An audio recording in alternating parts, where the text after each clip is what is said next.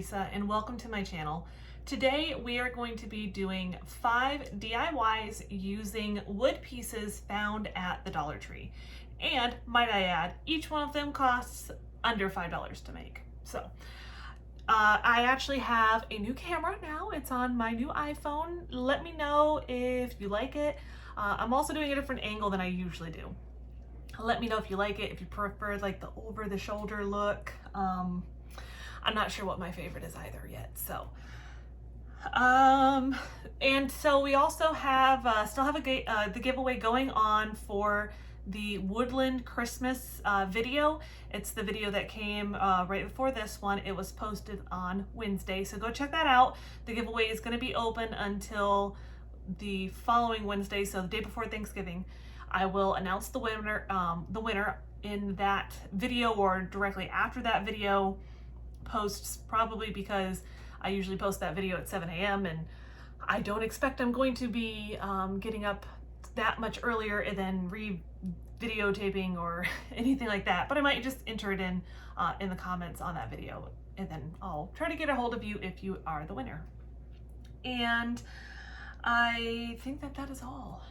And I would like to say a big thank you though to everybody who's new here, everybody who isn't new here, and I really appreciate everyone coming in, subscribing, watching the videos, and I hope that you are enjoying it as much as I am.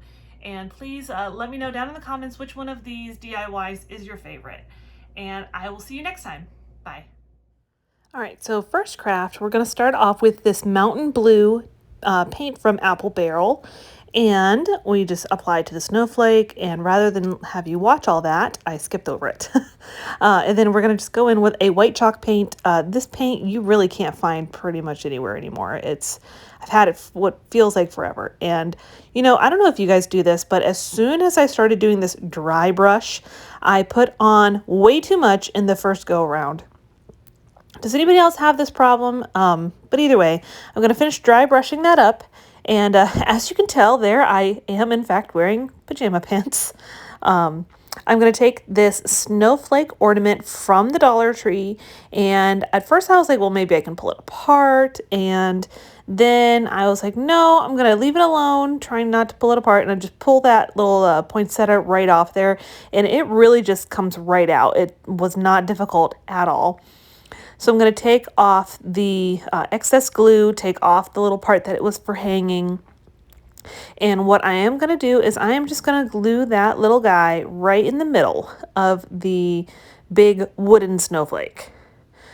I'm going to get rid of the top part. I was like, oh, I just need some wire cutters and cut it off. And then it just like, I cut it, gave it kind of like a little area that was perforated. And then I was able just to twist it off basically.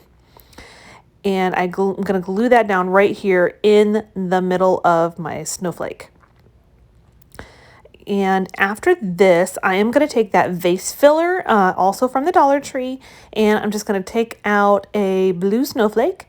And I do peel off at least the middle part of it. It kind of just depends. You can peel off, obviously, all of it. It's a sticker, but I'm not going to rely on it as far as the sticker goes. And since I didn't do anything else to kind of cover up that hole on the top, on the very top little petal, I'm going to call it a petal, the little top of the petal of the snowflake, I'm going to put another one, just a silver one, and I'm going to cover those both with Mod Podge because glitter just, I don't know what it is, it gets everywhere. So I'm just going to cover those up with Mod Podge. It's going to help that glitter stay without losing all of the color to it, like you know, that obviously you're picking it because of that. So here it is, it's done. And next we're going to start with one of those huge ornaments from Dollar Tree, the wood ones. And we're going to use some scrapbook paper. That scrapbook paper I showed is from the Dollar Tree. Oh, no, the Dollar Tree, goodness gracious. That is from Hobby Lobby. They do that, you know, 4 for $1 or whatnot. Actually, you know what? I think I'm lying. It is from Joann Fabrics. They are doing a deal I saw already for Black Friday. They're going to do a deal of 10 for $2. So go check that out. This one is from there, I believe. And I'm going to glue it down, and then I'm going to use my craft knife to go around and just cut off the excess. This craft knife is actually a ceramic tip, the knife part. My husband got it for me for my birthday, and I have to say, it is amazing. It's really great when you're doing something with like a wood or a cardboard because it doesn't really like do anything to the side part of it. Like, you know what I mean? Like if you ever tried to use your craft knife, X-Acto knife or whatever on cardboard or wood, it like digs into it if it's metal. So once we're all done, I'm going to take this Joy ornament. It is from the Dollar General. And we're just going to remove all the little embellishment stuff. It is like almost like a wire. It's like twisted into this little hole. So if you get something, if you get this or get something like it, be careful because it is wired. It will hurt if it pokes you in the finger. I know from experience, not this particular one, but another one that I did something with. It definitely stabbed me in the finger. All right, so I'll go in with those teeny tiny little scissors from Dollar Tree just to remove all of the twine because I don't really want it showing. And here I'm just kind of trying to gauge where my center line is, making believe like I could actually be good enough to get it in the center. Who knows? Maybe I did. So I'm going to hot glue that down. And see, I'm taking my time trying to get it into the middle. And just give it a good press down, and it is mirrored, which I kind of love. I mean, that thing was, I really think it was genuinely $1. So you get pretty good quality stuff from Dollar General if you have one nearby to check out. And guys, check this out. I'm going to make a pretty decent bow. It doesn't happen very often. So it's just a simple bow. This, I think it's because it was flat ribbon and not super wide and not like super rounded. So I'll just make my bow with just some like burlap colored ribbon. And then I decide it's not quite enough. So I'm going to take just a couple of little pieces off of this lamb's ear from Walmart.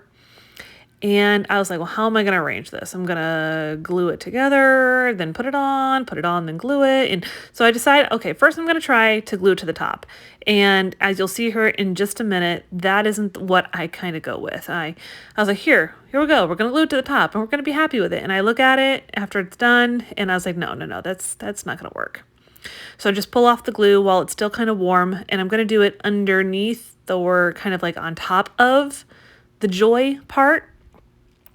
I'll hot glue that part down first and then put just a little bit of a bead for the bow. And I kind of thought I was done here and I just decided, you know, it needed a little bit of a pop of something. And if I had oh, yep, that's what it was. I remember now. I decided I didn't want the leaf going in front of the letters.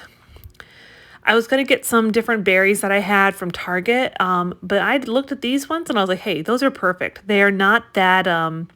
the foam ones like the Dollar Tree has, they're kind of more plasticky. So I'm just going to glue those down. I wish they were a little bit darker, more like the paper, but I just kind of went with what I had available, you know, right there. And now I'm going to use the excess of the ribbon that I had from the bow, and I'm just going to make a little thing to hang it from. I don't know if I'm going to hang this off of my Christmas tree or if I'm just going to hang it off something on the wall. I'm not really sure at this point, but you know what? It has something to hang it with. It makes sense. It's an ornament. It's pretty. I love it. All right, so on this tree, I went ahead and already stained it this color here. It is actually just a mixture of the antique wax and the clear wax. I thought I had it in here, but apparently I don't. And then I am going to use this, they're actually from Walmart, they're a window cling. I was pretty happy. It's like with the thing with a big the red truck, and these are other parts of it. So I was like, oh, that's perfect because I have an idea for the red truck, and these little things just ended up being absolutely perfect for this. So I trimmed down that sign that's showing like which kinds of trees there are. I trim it down just so it'll fit a little bit better, and then I'm going to just use that fresh cut part on the top. It was like 98 cents. I found it when I was running into one of the Walmart grocery stores, the Walmart Market, I think. And it was like, I went by it and I was like, yes, please, you're coming home with me. And then I'm going to use one of these little bows. They're from a pack from Walmart as well. and they're $2.98, I think, for like a 5 or 6 pack. I'm just going to string it through the hole from that was there from the original sign. At first I was like, oh, I can twist it and I can make it work. And then I decided I was just going to trim off the excess of the little twisty ties, fluff up my ribbon, make it nice and fluffy, and then I'm going to just add a little bit of hot glue just to make sure that it doesn't move and budge and everything like that. And I have to say, this is probably my favorite one. It is really, really cute. So next we're going to go with the star that they have from the Dollar Tree. These ones are obviously a lot easier to find. Those, and I think the ornaments are both pretty easy to find. We're going to go in this this gold, metallic gold, I believe it's a folk art paint. And this thing, you don't need a lot, let me tell you. I mean, when I did which you didn't see in the video, when I did the Snowflake with the blue, that thing just absorbed the blue paint like crazy. I used so much blue paint on that thing. This, I feel like I just had paint for days. I don't know if it's because it's metallic or what, but this stuff, I tell you what, you do not need a lot. A little bit goes a really long way. And I think I even had like excess like dripping off the sides. So be forewarned. And then we're going to go ahead and go in with the folk art antique wax. I wasn't really sure what I wanted to do on the star, and I decided I was just going to give it just a little bit of texture with that antique wax. I'm just going to go around the sides, and then I decided like I don't really like that, you know, so I'm going to get my paper towel and just kind of dab at it and, you know, swish it all around on the star to give it just a little bit of depth to the you know, overall star. I could have dry brushed something, but I don't know what it was. I just decided I did not want to do another color. I just wanted to do that antique wax, kind of tie it in with a couple other things. So that is all said and done, and I am going to use my Cricut on this one. I'm just going to use, you know, writing here that says the stars are bright and shining. I will link it below. I honestly cannot for the life of me remember the name of the font right now, but I will link it below. It is from DaFont. I don't have it up yet, but I am making a quick little video of how to put DaFont right onto your iPad. So I do put that on there, and I tell you, this thing did not want to stick. I don't know if it was because of the antique wax or if it was the paint or what, but this took me probably a solid like 7 or 8 minutes to get this, you know, vinyl to stick. So if you are using a paint like this, just be forewarned about that. One thing I would have you look at maybe doing is putting a coat of Mod Podge down, and especially if you put it on when the Mod Podge is just barely even dry. Like, don't let it go overnight. Just let it, you know, make sure it's dry enough so you don't pull stuff up when you're, you know, with your transfer tape. But you'll see in a minute with the next DIY. But just basically, once it's barely dry, it is absolutely perfect if you put Mod Podge down. So I kind of kept working at it and working at it and working at it. But like, I think the video you're watching right now is actually, I put it at like 4 times the actual speed. It did take some time to get this thing down, but I was devoted to it because that is probably one of my favorite Christmas songs is Oh Holy Night. So I was dead set it was going to work. So I think I'm going to put this on my Christmas tree. So I am just going to go in with some twine from the Dollar Tree. I'll just loop it around and tie it off. And instead of letting it kind of go like free rein and loop and move around, I am going to go ahead and hot glue the back of it because I don't want that knot coming back around. So I'm going to just put that down and I'll smooth it around with my little spatula. And there it is. It's all finished. It's really pretty. All right, last one, guys. This is one of those little arrows from the Crafter Square. I've already gone in and filled it in with some wood spackle. And I'm going to go ahead and paint it with that white chalk paint first. Honestly, at this point, I didn't really know what I wanted to do with it. Other than I wanted to make it look like a house. So I do the white, and here you will see it is all white, and then once it's dry, here it is, nice and white. I decide I wanted to make it look like wood, which is funny because it really is wood. So I'm gonna go in with my antique wax from Folk Art, and I'm just gonna give it one coat. And when you're doing this, just spread it out. One thing that's nice, if you do paint it white first, it's going to give you a much lighter color. If you went in directly with this wax first on top of the wood, it would be a little bit darker.